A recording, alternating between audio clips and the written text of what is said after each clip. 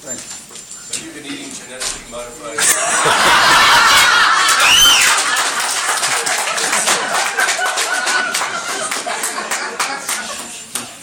I'm sorry. Sorry, it was the organic stuff that got to me. Mr. Chairman, members of the committee, my name is Charlie Marquez, and I represent the New Mexico-Chile Association. I asked that a letter be handed out to you. We did receive that, yeah. I wanted to save myself from reading it, but I will summarize the points that are on there. Basically, the issues that we are concerned about, and again, I want to say that we respectfully are not in support of this bill. Senator Wirth has been very gracious in working with us and trying to understand both sides of the issue and allowing us to understand, of course, their perspective as well. And we appreciate that. But from the perspective of business, and I know cost seems to be out there, it's not just the cost of changing labels. There are much more far-reaching costs that have impacts to business. As a food processor looks at their systems, part of the things they have to look at is their supply of other products that they use that may include GMO, such as flour, and soy was mentioned. Now, as you look at that, they now are going to have to separate, because a lot of these processors do in fact have both GMO and organic products. So for those that are not, or that are GMO, they now would have to turn alternatively to the organic product, which is much more expensive. The relative comparison of a flour, 1 pound of flour is $20, or a bag, I'm sorry, of flour is $20 for the organic, or the GMO. You go to the organic, and it's $50. So it does substantially increase the cost of the product. If we look at our state, we would then be isolated because the suppliers of these products come from other states. They then would make decisions about whether or not they want to do business in New Mexico because of the cost implication they would have around labeling simply for those products in New Mexico. So it really is a cost issue. Thank you, Charlie. And we did get the letter done when presented. Mr. Trujillo. Thank you, Mr. Chairman, members of the committee. My name is T.J. Trujillo. I'm an attorney with the law firm of Gallagher & Kennedy. I'm a registered lobbyist for the Biotechnology Industry Organization. It's a national trade association that works with member companies to promote and make sure that biotechnology is done safely in the marketplace. In addition, I am a registered lobbyist for the dairy producers of New Mexico. We're a grassroots organization that represents the 150 dairies across this great state of New Mexico. A couple comments, I think, Mr. Chairman.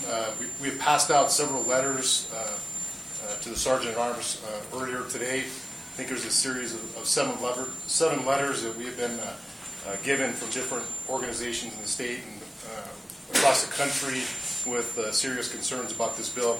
Due to those letters, Mr. Chairman, I'm not going to go into a great detail on my comments. I'll just like to make a few highlights of some of the issues. This is not a new concept. GMO labeling proposals have shown up in a variety of state legislatures, often, quite frankly, intended to scare consumers. I will tell you that New Mexico farmers, ranchers, and small businesses in the state would be hurt if Senate Bill 18 were to pass.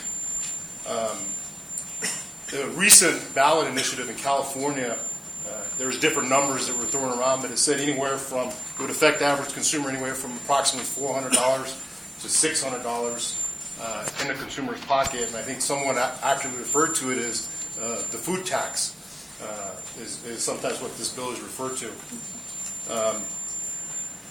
More importantly, I think what most people don't realize is this bill, and it was discussed extensively in several other forums. There have been recent court litigation cases. The Second Circuit recently determined that this bill was unconstitutional, violated the First Amendment, violated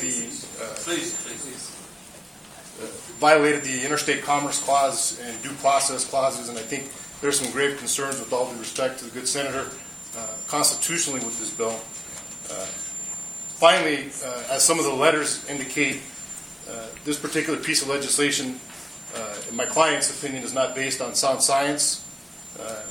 To give you one example of multiple ones, the American Medical Association stated in 2012 there is no scientific justification for special labeling of bioengineered foods as a class, and the voluntary labeling is without value unless it is accompanied by focused consumer education.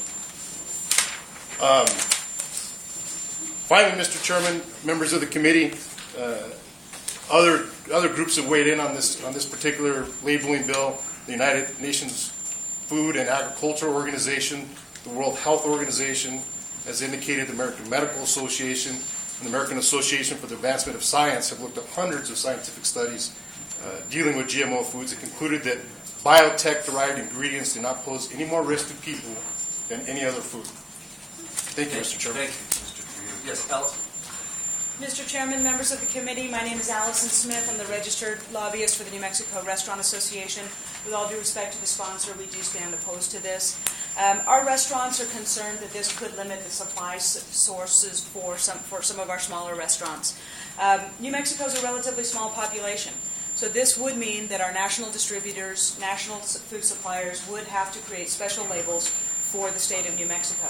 And we fear that some of those folks just might not ought to do that.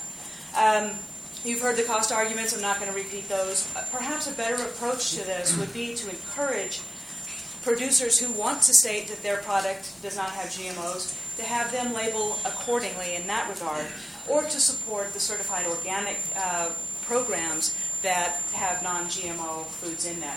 So we think that might be a more proactive approach than Senate Bill 18. Thank you very much. Thank you. Yes. Me? Yes.